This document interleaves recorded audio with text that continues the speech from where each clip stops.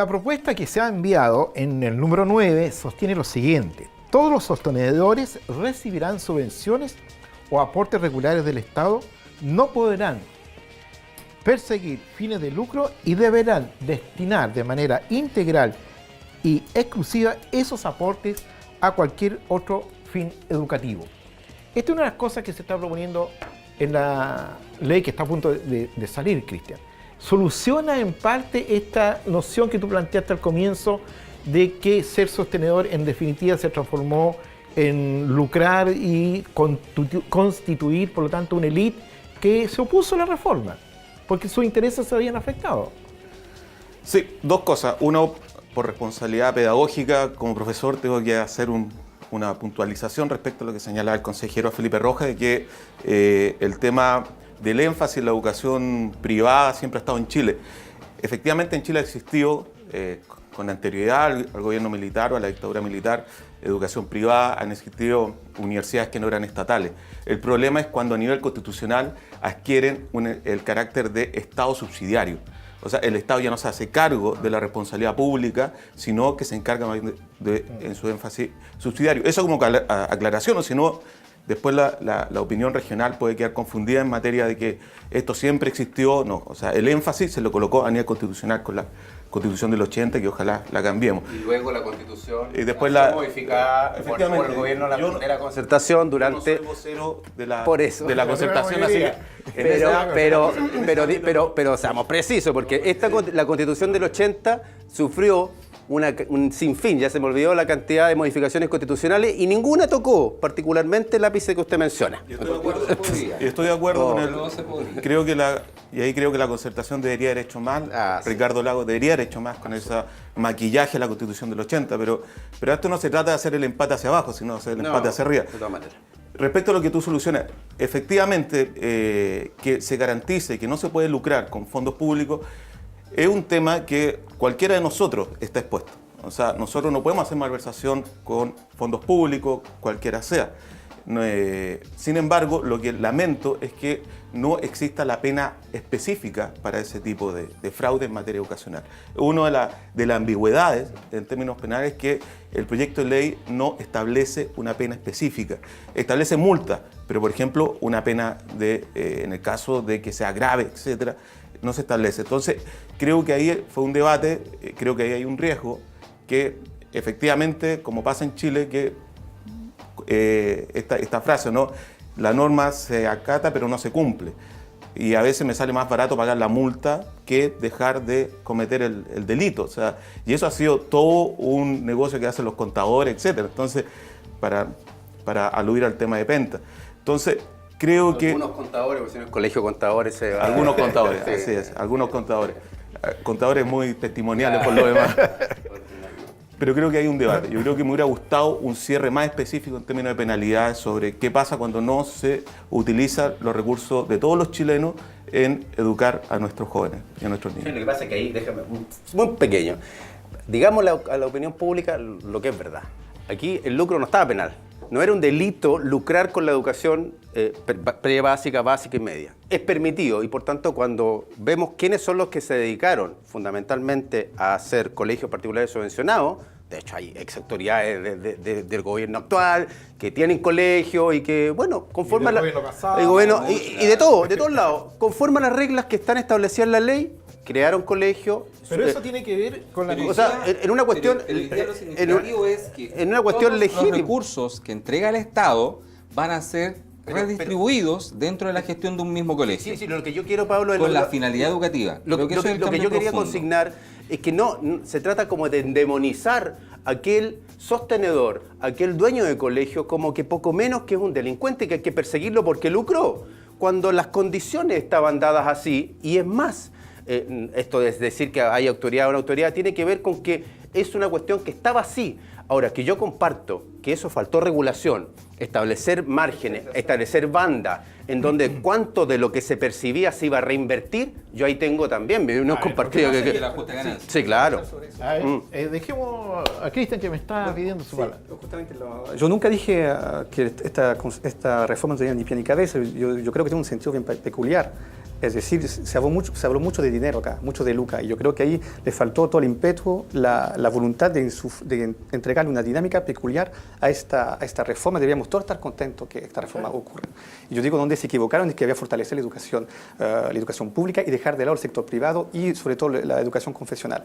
Y invertir en educación pública, ver cómo creamos profesores, mejorar la infraestructura, crear terrenos de juego, crear canchas de fútbol, para que los jóvenes hagan deporte, es decir, crear una dinámica que todo el mundo se entusiasme detrás de eso, esperando detrás de esta reforma un mejor Chile. Y de manera desafortunada no es lo que vimos, eso es innegable. Lo que terminamos hablando es de dinero, cuánto gana, quién estafó, quién lucró, y al fin y al cabo estamos hablando de dinero, nos salimos del paradigma del dinero, que es justamente el producto de esta Constitución, de algún modo, de ver toda la sociedad. Dime lo que tienes y yo diré quién eres a través del dinero. Y yo creo que hay un grave error, porque lo que falta a este país, en base al sistema educacional que tenemos, es espíritu. Y acá tampoco hay el espíritu que se necesita. Y eso yo lo relaciono con el hecho que la concertación sí debe hacerse cargo que durante 20 años no fueron progresistas porque no tuvieron como enfoque principal mejorar la educación en este país. Tienen que hacerse cargo de eso. Y sobre todo no es una coincidencia que sea la DC que al interior de la nueva mayoría lleve este tema. Porque la DC, si alguien sabe... Discúlpeme, por eso vine, por dar mi opinión. Claro. El asunto que yo digo es que la DC, si sabe hacer acuerdo, yo creo que ahí tienen un doctorado, un máster, son los profesionales. Y no es por nada que hoy en día la DC renace de su ceniza al interior de la nueva mayoría, a la diferencia del PPD, a la diferencia del PS, a la diferencia del Partido Comunista. Si hay un partido actualmente que está feliz como se están desarrollando la cosa, es la DC. Y la DC tiene una deuda muy grande con toda la ala progresista de la nueva mayoría y de la concertación. Y yo creo que no la está soldando, honestamente. Yo creo que la DC lo que está haciendo, yéndose a la centro-derecha, lugar donde siempre estuvo. Y eso lo pueden ustedes ver en el otro programa que yo participo acá. Yo siempre dije, el futuro de este país está en una derecha republicana. Que venga de una derecha republicana que puede perfectamente asimilarse con una izquierda también republicana. Pero acá la UDI y RN dejaron un espacio vacío ahí. ¿Y dónde se está metiendo la DC? Justamente ahí. ¿Y dónde está el inicio de la República? En una educación pública de calidad, fácil de acceso. Y eso es lo que está sucediendo actualmente. Y sobre eso yo creo que no podemos simplemente felicitarnos, pero lo que lo que yo reprocho a esta reforma es que no estamos hablando de lo concreto. Yo recibo niños entre 18 y 20 años, algunos no saben leer, apenas escribir, tienen un puntaje de 570 puntos, esos puntajes que supuestamente miden tu inteligencia, y yo veo ahí unas carencias enormes. Y yo creo que no estamos hablando de cómo vamos a educar a ellos. Hablemos de lo concreto. Niños que están en alto riesgo social, que no saben leer, están en la fase de Internet. Hay una revolución que nadie se percató, que es Internet. Los niños no leen, no les gusta leer, les das un libro y no leen. Entonces, ¿por qué no hablamos más bien? Es tiempo de hablar de lo sustancial. Bonito, ya, ok, usted gana plata, él pierde, todo lo que sea, pero hablemos de lo sustancial. ¿Qué educación vamos a otorgar a esos niños y quiénes lo van a hacer? Y yo creo que todavía de este tema no lo hablamos. No le pida a esta reforma educacional, a esta ley que estaba a punto de aprobarse, lo que tú estás solicitando. No, porque eso se supone que viene después. Yo creo que, hablando como progresista, porque en ese terreno, si yo me ubico en el terreno de los progresistas, le dieron un terreno, la cancha a la derecha, y la derecha se paseó, y todavía sigue paseándose, porque lograron instalar un cierto discurso del terror, del miedo. ¿Por qué? Porque el tecnicismo y la claridad del mensaje por parte de la fuerza progresista no fue bastante claro.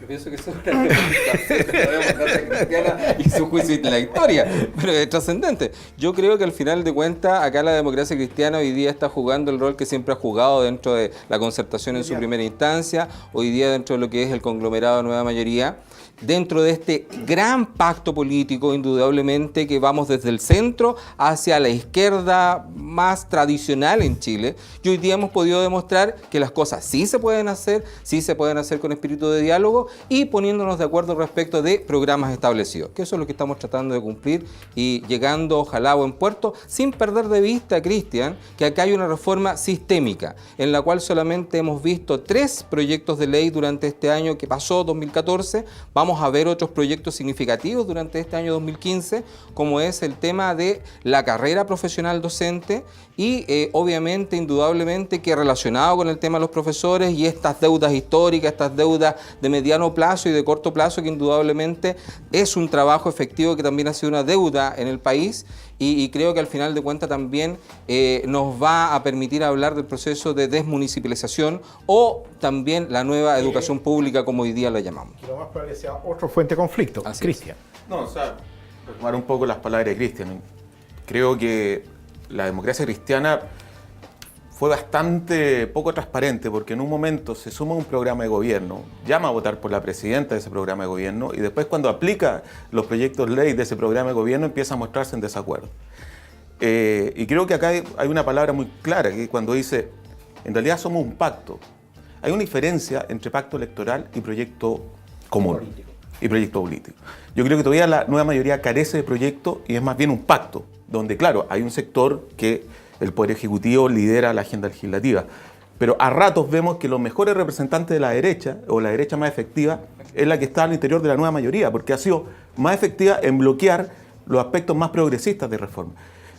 Yo saludo que hoy día la democracia cristiana haya retomado la senda de su fundador, de Frei padre, por supuesto, y que esté reencantándose y reconstruyendo y retomando esa memoria histórica, porque es la que hoy día puede ser un aporte a Chile y no terminar siendo una reedición centro-derecha de la derecha tradicional de este país. No te anticipes porque todavía no votan, van a votar en un rato más. Por eso digo, saludo que... No, cuidado, porque en una de esas se va a tener... Saludo.